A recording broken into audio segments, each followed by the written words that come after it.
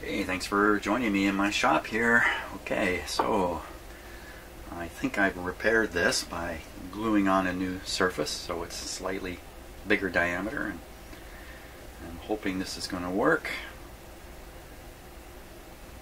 Feels like a little bit of a bump there, but not much. Feels pretty smooth everywhere else. A bit of a wiggle in my rubber. Hopefully that's not going to cause problems, but let's find out. Let's give it a try here. Hey, today is November 5th already. Holy smokes. November 5th. What happened? Okay. Now, I'm trying to remember which way this thing goes. I don't remember. Okay, let's take a look.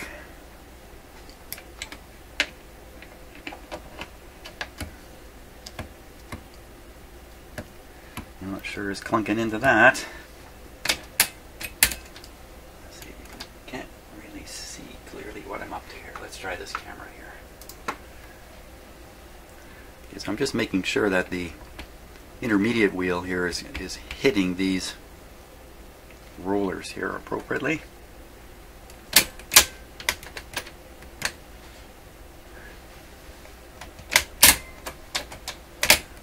Looking good. Okay, that silly little millimeter there seems to have made the difference. Yeah, how many of you would know what I'm referring to when I say silly little millimeter? Let's put that washer there. Okay, now.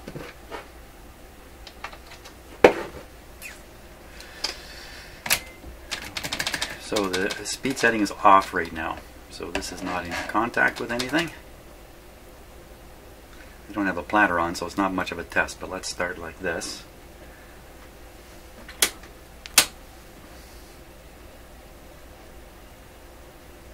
Okay, Mr. Motor.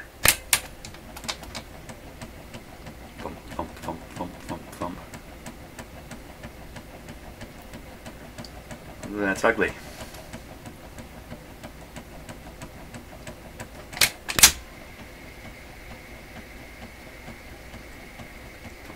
Thump, thump. Well, obviously I didn't succeed in preventing the thumping. Another thing I'm concerned about here is, you know, after going around a few thousand times, that the glue adhesion is going to fail and my rubber surface is just going to come off or come loose or do something. So eventually I'm going to let this play for quite a while. Boy, oh boy, listen to the thump.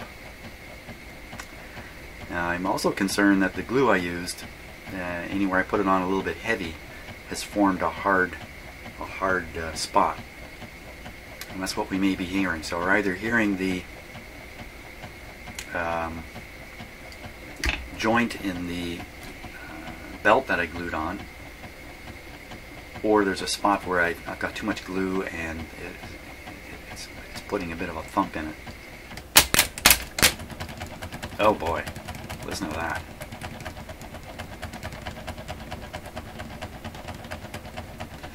Wow, at this point I'd have to class this as a failure.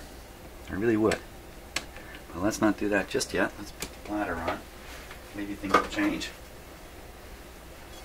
Maybe things will get even worse.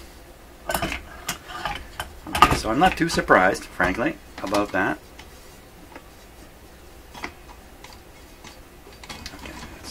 Engaged in the mechanism. Let's finish it off here.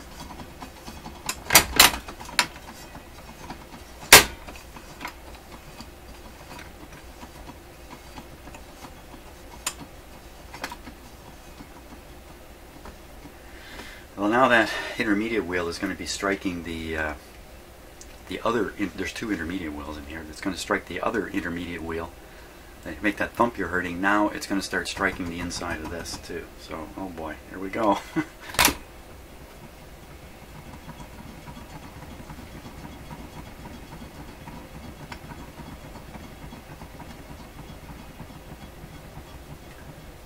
Oh, look at that. What's going on?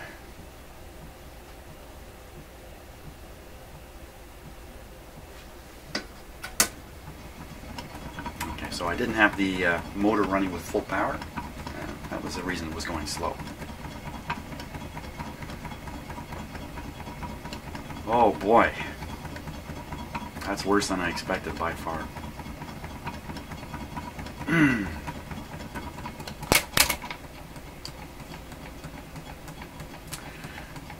I got the speed and traction problems gone, so what was that? This thing started galloping. Let's see if the rubbers come off. Something ugly has happened here. No, the rubber's still on there just fine.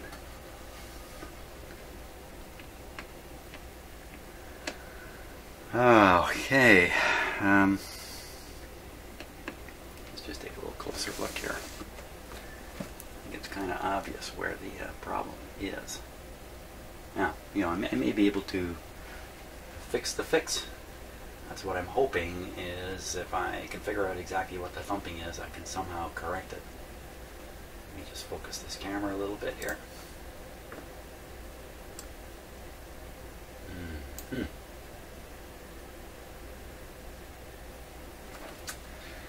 Well, I mean, you know, as a guess, a pretty good guess. Let me get something to point with here.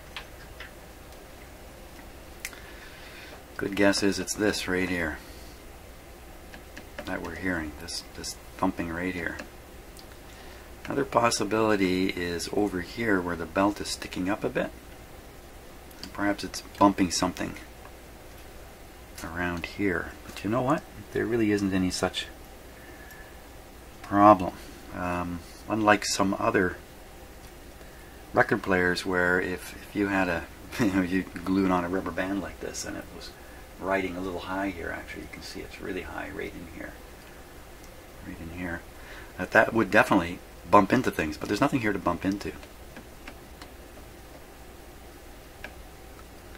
Okay, let me turn the power off here. Put the speed to 45. You know, I can feel that. Even though it's skidding over this, like, I can feel it right there. It's really distinct. Let's go around the rest of it. Oh, there's another spot right in there. You can even see the slight gapping. Oh boy, that's going to be tough to... How am I ever going to fix that? I mean, this is... But this one, I got to do something about it. And I'll betcha that is right where the... Right where the joint is. Oh, okay. Okay, got my work cut out for me here. Let's just... Okay. Spent a lot of time being careful with how I put this rubber on, but apparently didn't work well. I guess...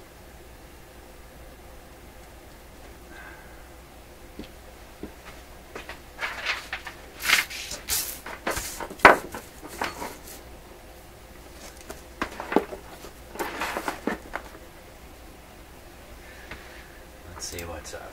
I'm gonna set the focus on this pretty close here. I really get a good close look at it.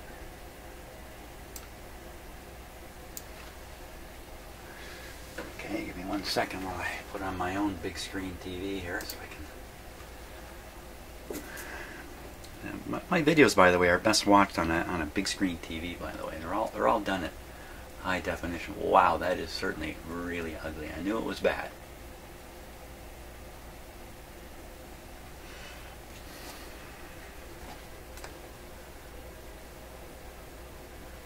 Thing is, it might be easy to fix it. It's kind of like a high spot right in there. Well, I can file that down. Look at that. You can see my heartbeat. Kind of spooky, eh?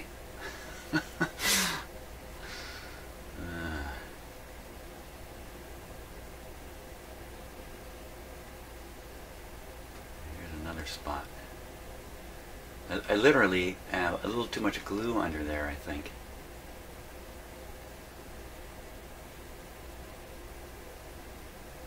That looks so bad. This is where the... off center, but it doesn't really matter. Here's another. See, there's another. Oh, that's back to the start.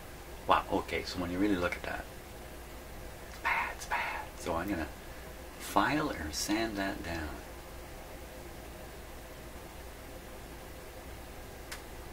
So I might be able to fix it.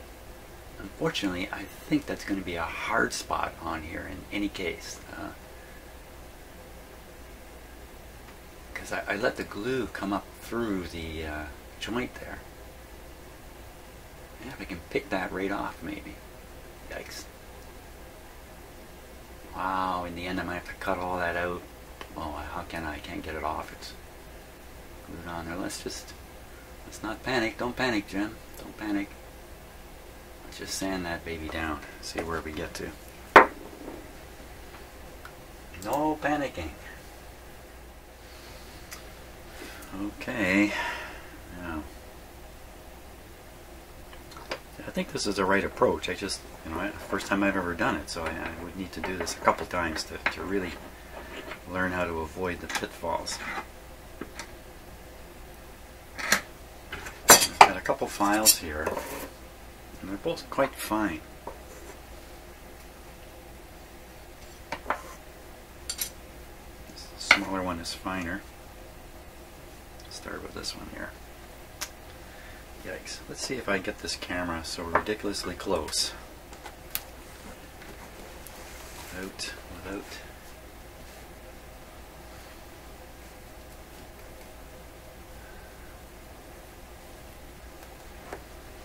Without getting in the way.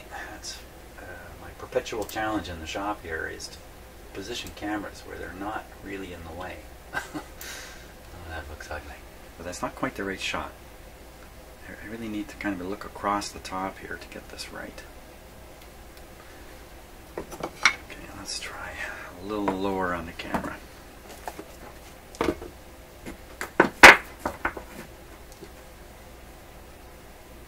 Closer. Let's go up a little bit. Just bear with me here while I get things. For once, I need my camera shot here. Almost there, almost there. Let's try this. Playing with blocks. Little did I know that my childhood fascination with wooden blocks would come in handy. There we are. Oh, that's an excellent shot of it. Ooh, that is lucky. Almost looks like I soldered it. So really clear where the bump is. The bump actually looks like a bit of rubber.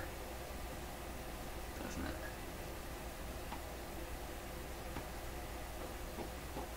Don't know if that'll file off or not. Okay, how's that supposed to look when it's good?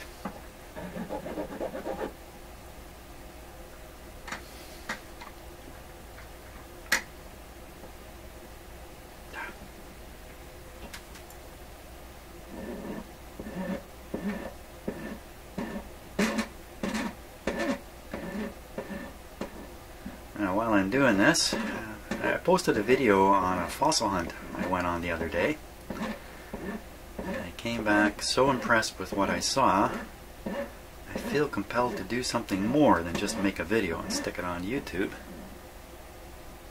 So I've done a lot more research and investigation into that spot, including contacting a paleontologist familiar with fossils in Ontario. This kind gentleman works for the Royal Ontario Museum. Yeah, it does file off. I can see it here. You might not be able to see it, but I can see it. Not that the side is too important, but... So I invited him to watch that video, especially the part where I'm really looking at the where all the fossils are. And he sent back a very nice email telling me what I'm looking at, gave me a few hints that have allowed me to do more research. Hey, that's looking pretty good, isn't it? And I look up at the camera.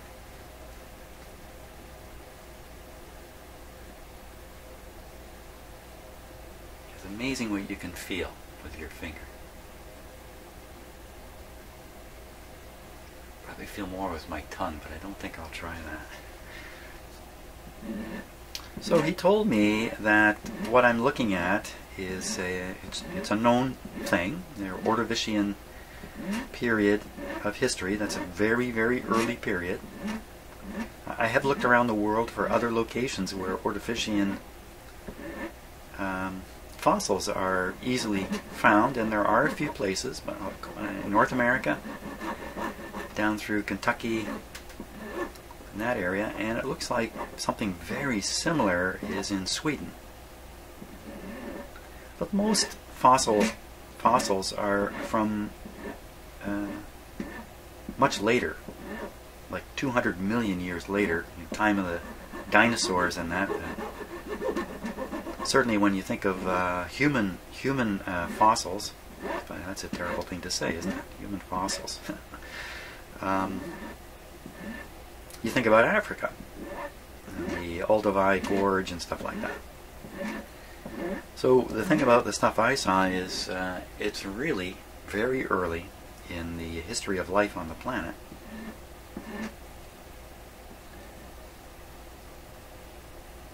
So of course he explained to me that no one's got money to protect these sites and that, and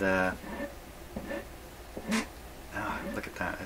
When I go too far, I can't replace the rubber if I file it away too far. Oh, that feels pretty nice. I still feel a bit of a bump.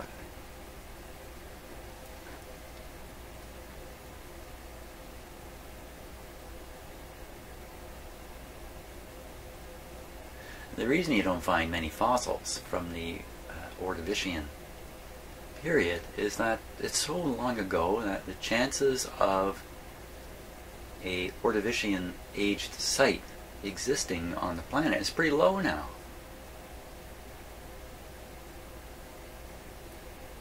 Look at that, there's some kind of leading up to it there. I've got to get that glue spill there. So now the question in my mind is that thing I was standing on and looking at, is that like, is that UNESCO quality stuff there that should be protected as a world site, or is it one of thousands of similar sites all over the place, and who cares? Turn it into a campground, who cares? I've not quite got the answer to that question. At this point it looks to me like it's a very, very special place, and what makes it special is you can do what I did, just walk there and walk right on top of this stuff. Normally, as I understand it, paleontology would be focused on places where you can see the rock strata. Paleontologists don't want to stand on a single layer like where I was. They want to be somewhere where they can see many, many layers and dig in them and dig higher, dig lower, go up in time, back in time. So the glue's a little hard here. It takes a little more filing.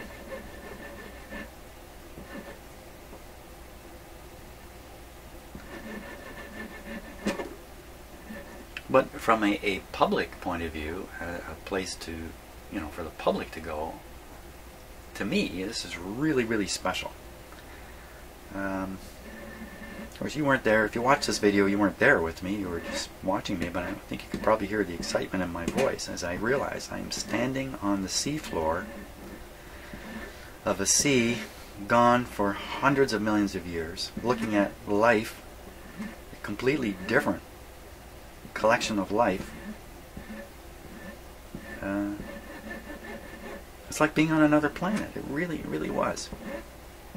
So I think that's what makes that site so fantastic, that you can just stand there and look at this stuff and imagine it. You don't have to imagine too hard, because it really is like a photograph. Ooh, did I ever grab? What's it grabbing? Ooh, what did it grab there? Feels pretty good now. It might be a little rise on the edge here. Let's knock the edge off. I can feel in the file when I'm filing glue versus rubber.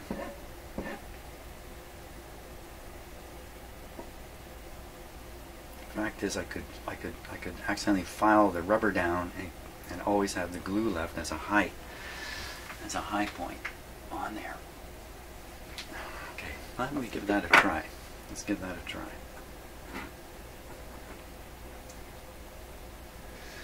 So in terms of this fossil site, what I'm planning on doing next is, what I'm thinking about doing, I haven't really planned it yet, what I'm thinking about doing is contacting the authorities for that area. I believe that's actually a protected forest. And not because of those fossils, but for some other reason I don't know. Because there is that sign as you go into that area.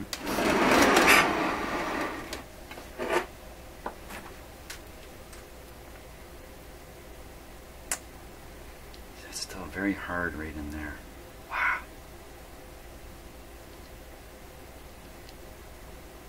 Well, let's see. Let's see what happens. There is a sign when you go into the area. It says it's a county forest. Okay. Any reason to stop here so far? Okay. Thump away. Oh, much better. See, I've got my hands on here. I can feel the really low thump that you can't possibly hear. It's pretty much eliminated though. Now that noise you hear, that may not transmit well up into the cartridge. So success, I think, so far. Let's put the platter back on. Yeah, so I want to contact the authorities in charge of that area and just find somebody who is either already knowledgeable about this spot. I mean, it can't be that much of a secret, can it? Or has authority over that forest in some way. Maybe there's a manager who's responsible for it. Get a hold of somebody, get them interested in it. Find out a little more about the whole deal. Ooh, what's all that sound? What was that? I don't know what that funny sound was. I won't worry about that. Here we go. Oh my God, it's galloping. It's worse. Look at it. Oh my God.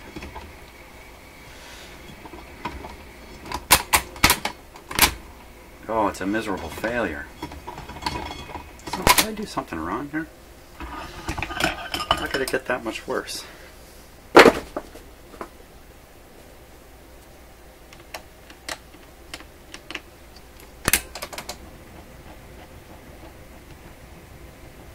Okay, so I'm really putting a lot of pressure onto it now. That's it. It's pretty quiet. So what's going on there? Something restricting this? You know, I don't have it locked on. Maybe the wheel walked up the inside of the rim, because I don't have it. I don't have the E-clip in here, and the basic reason for that is I kind of lost track as to where it is. Oh no! There's my bag of goodies. Oh, there it is. It's in there. It's just very, very tiny. Okay, let's put on the clip. It's maybe, yeah, it's a very, very tiny one.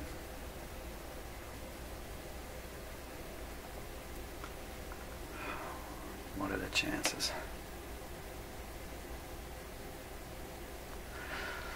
So the things that concern me about that site are, one, people are going there and driving around in their four-wheeled vehicles right over top of this stuff.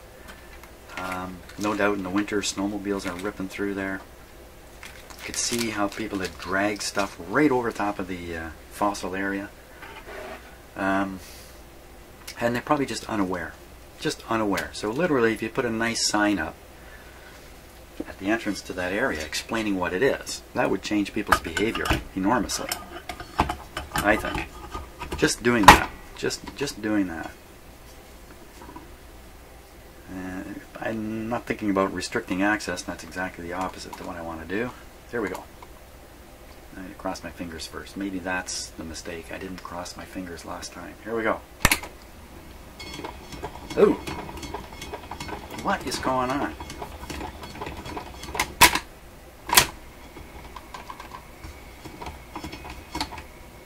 That just sounds horrible. I wish I could see under there. See under there. You know what? I might have a camera that I can fit under here. Let's check this out. Okay, here's my little bitty camera here. And I'll give you a look at what it can see. It comes with its own headlights. There it is. It's not the best camera though. Gives you an idea of what you can see with it. Gives me an idea too, especially this shot gives me a sense of the focus distance. Okay, so I'm going to try to get this camera mounted underneath the platter somehow. Yeah, right. Wish me luck on this one. Okay, so I did manage to get it coming up through here. It's taped in there. I don't think it'll interfere with the platter, but I also don't think it's going to show us anything. Let's check it out. Let's give it a try.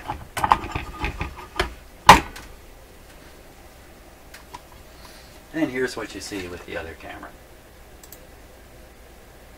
A little dark, wouldn't you say? Okay, so even though it has little headlights, it's not enough to do the trick here. I'm a little surprised at that, frankly. I thought in the past I've tried this and those little headlights were pretty good. So now I got to come up with a blast light into this thing. Oh boy. Let's go back to the dark show here. So, shining it down through the rim. Hey, that's not too bad, is it? Now, of course, this could be all turned upside down. It is turned upside down. So, top is bottom. I think that's the wheel there. Okay, it's simple enough. Let's give it a go. I'm going to hold this about here. I have no idea what we're going to see. Here we go. Fire on. Okay, so the platter didn't engage at all. Oh, look at that. Isn't that the ugliest looking thing? Look at it, right? Okay, I think I see what it is. It is the excess rubber on the edge. Okay, that's enough. That's enough. That's enough. That's enough for me. Okay, that's enough for me.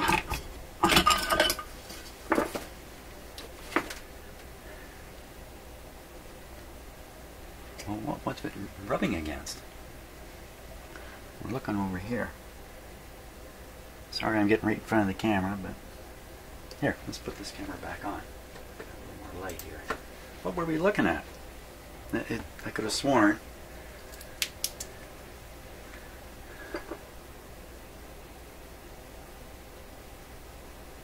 it's a bolt head there, or a nut head. Bit of play in this. Yeah, right in there. It's banging. Wait a minute. I think it's banging into that nut. You see how the rubber track is off here, so I need to trim it. Trim off those overhangs.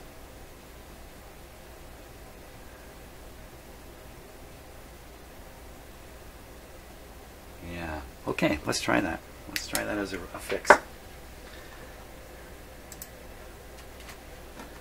have to figure out how to do that. And we're sort of in between the civil rights movement and the millennials, is that we allowed the country to go to sleep to the reality that race was still an issue.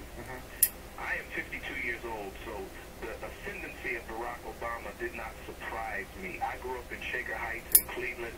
I grew up believing that someone my age, African American, could be our president. We could, because I grew up in the Great Experiment. I had white friends, the whole deal.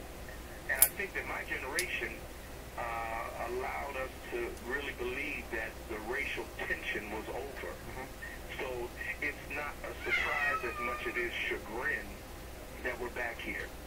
It's chagrin that we're looking at some of the stuff that our parents fought against we saw the tail end of, or what we thought was the tail end, but what we've discovered is that it never went away. And I guess what I need to remember, and what we had to recall, is that if my mother remembers colored-only signs, and she's still alive, the people who put the signs up are still alive too. And so that reality is in America, and so we're getting ready to have a national conversation, and maybe this time we'll have it for real, and address the issue of racial reconciliation, and particularly the legacy of black and white men and the legacy of slavery in this country. Alan Waller, thank you very much for talking to us. Thank you. Reverend Dr. Alan Waller is the senior pastor of Enon Tabernacle Baptist Church in Philadelphia.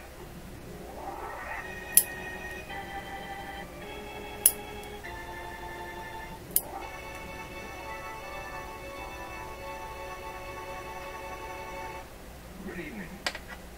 I am speaking to you as chairman of a board of governors of a corporation of which you are at once the shareholders, the debenture holders, and the patrons. I refer, of course, to the Canadian Broadcasting Corporation. And that would be us.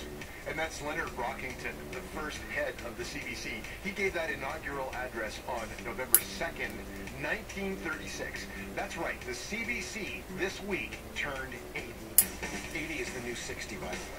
In Brockington's time, it was all vacuum tubes and transistors. There was nothing to download. Today, the CBC radio app is free. It's instantly downloadable. You can listen live from anywhere your smartphone or tablet takes you, and you can go back and hear anything you missed in just a few seconds. The CBC radio app is also another great way to listen to Day 6, and it's free from the App Store or Google Play. Download it now, and happy birthday to us. I would build a great wall. He wants to divide us from the rest of the world and from each other. I will release my tax returns. When she releases her 33,000 emails, Russia, the Russians, the clear warheads. espionage. All right, stop the tape. Over the past year and a half, we've gotten to know those voices very well. The personalities of both candidates and the antics of one of them have at times seemed to drown out all other talk of policy or issues. You know, the system, folks, is rigged. But believe it or not, there's more at stake in the U.S. election than Trump versus Clinton. Well, I hope the fact checkers are turning up the volume and really working hard. At the state level, more than 150 different state initiatives will appear on this year's ballots, covering everything from gun laws to fishing rights and biomedical research. California alone has a whopping 17 different propositions for voters to weigh in on. And every one of those measures could have a lasting impact on American lives, no matter who ends up in the White House. We're not going to lose. We're going to start winning again. We're going to win bigly. So as the clock ticks down on the U.S. presidential election, we're teaming up with Political Magazine's digital editor Zach Stanton for a look at the key issues on U.S. ballots that have nothing to do with Donald Trump or Hillary Clinton. Here's Zach with his top 5. So if you've only been paying attention to Hillary Clinton and Donald Trump, you've probably been missing out on a lot of other issues that'll be decided on next Tuesday. Number 1. Number 1, the number of states where recreational pot is legal. No. Right now there are only 4 states that have legal pot: Vermont, Colorado, Oregon, and Washington. And this year we have some much larger states that'll be voting on it, including California. Okay. Now that's Canadian radio you're listening to, even though it's talking about what's happening in the States. Who isn't talking about that in this world? Okay, so I've trimmed off all the excess here. Of course you knew it was Canadian radio. Hey, go grab that app the guy was talking about and start listening to the CBC science shows. There's 2 or 3 of them on the radio every week, and they're all pretty good. I don't know what all that funny business is you can hear now. No funny business. Yeah, okay. I don't know what that is. Here we go. Oop, crossing the fingers. You can't see I'm crossing my toes this time too for added. Here we go.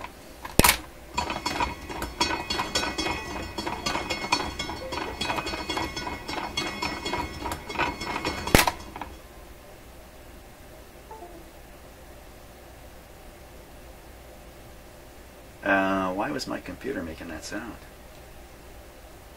It sounded like the camera was connecting and disconnecting. That little camera, my is all wound up under here now. Let's try that again. It's just a horror story. It's a horror story. What happened? Why is my computer singing? Oh! Oh! Okay, I see what happened. I froze the shooting. I froze the mat. Okay, hold on. I know from experience it's still recording my voice here. Where's my mouse? Uh-oh. I've completely discombobulated the computer here. Uh-oh. No, my mouse is frozen. Oh, okay. This has happened before, and it's from turning this motor on and off. I'm no use pointing at it, you can't see anything anymore. Notice how still I'm standing, isn't that impressive? Okay, I'm stuck here. I'm trying Control Tab, Alt Tab. Trying to bring up a different thing. Oh my gosh, I've completely froze my computer. Son of a gun. That was Control Alt Delete. Didn't seem to do anything. Well, there's a good chance this little piece of video is going down the drain because I'm going to have to force off my computer and I don't think it's going to save it. Phooey on that. Yeah, I can't seem to do anything here. Oh, what a mess. I thought I got out of this once before. Nothing. Nothing. I'm stuck here forever. I'll be here now forever. I will become a fossil. See that? I just hold my hands like that and I will become a fossil. Okay, I just got to force off the computer. I don't know what else to do here. Son of a gun. Here we go. Okay, so my last video segment went down the drain when I was switching this record player on and off. It apparently is putting out some kind of spike of some sort, either radio frequency or something really powerful magnetic thing, or it's doing something back through the power line. I don't know, but it keeps freezing my computer right up entirely. So the last piece of video, I'm sure, is gone. I don't think it ever got saved. I had to reboot my whole computer. I had to force it off, in fact, and reboot it just to get back to here. So the fact is, as soon as I turn this on, there's a chance my computer's going to freeze again. But I can tell you, I played this off screen, and it is a horrible, horrible sounding thing. I think I'm getting the impression that what I did was a complete and utter failure. So let me try putting on the power restriction onto the turntable again, just in case that is somehow helping.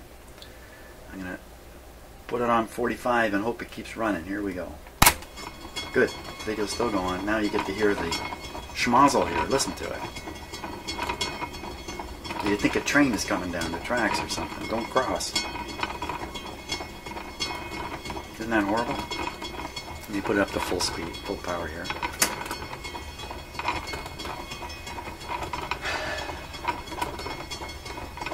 Oh boy, that's just a million times worse than I expected.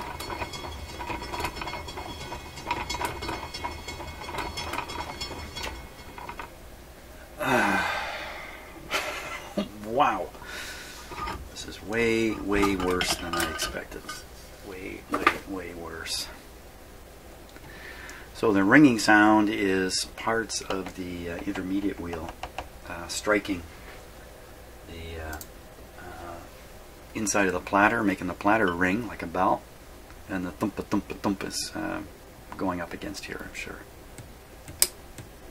You know, I strengthened up the spring here to pull back harder on this, and that may not be helping at this point. That in fact may be an element of the problem.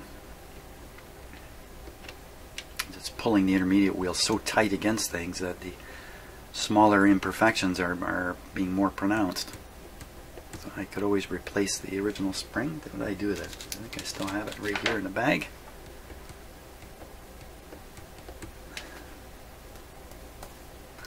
Didn't have the clip on.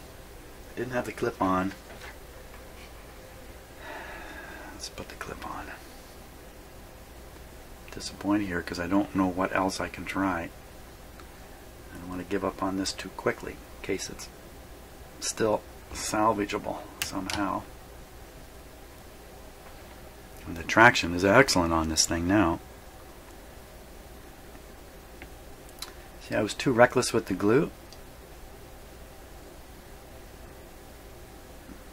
What I'm doing now is I'm moving the wheel and feeling what it feels like.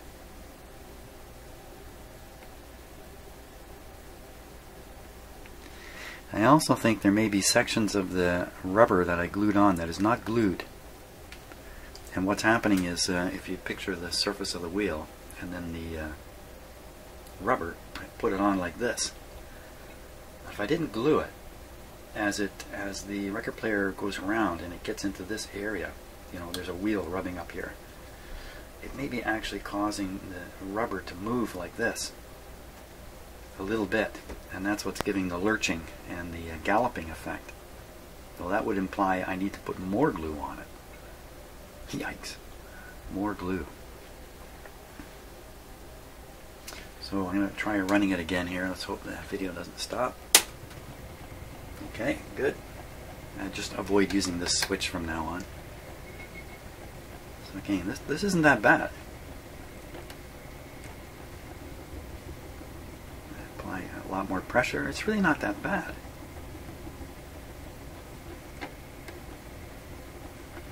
So why is it particularly bad on the inside of the rim? Of course, the rim is a big bell, right? So it's a big metal bell, the rim. The platter is a big bell. So anything at all whacking this, it doesn't take much. How little does it take? Let's try and demonstrate it here. I mean, everybody knows this from experience anyway, but I mean, I just barely touching it.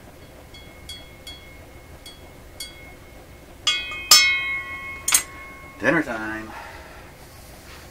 So, maybe it's break time. How disappointing. I think I'm going to stop at this point. I got a little bit of a late start in here today anyway. And I will ponder the situation and think what my next move might be. But wow, this did not come out. This came out much worse than I expected. But you know, you're doing things for the first time. That's what happens. Okay, hey, how about this? Just the last exciting thing. If you did watch that fossil video, but you didn't see something I did earlier on camera, I've shown these two fossils. I found these fossils on the ground where I parked my truck. If you watch the fossil video, you see where I parked my truck in just an area at the side of the road, basically. I just was standing at the truck door. I looked down and I found these two things. These are actually wonderful fossils of a plant called a crinoid. I should hold them like this. It's actually a stem. It's actually a plant stem. It goes up. You might think those are ribs on an animal, but there's no animals back then. 500 million years ago. 470 million years ago is a better date for this stuff. Pretty cool. I just found those laying on the ground, pretty much driving my truck on top. Okay, now I feel better. See you on the next video.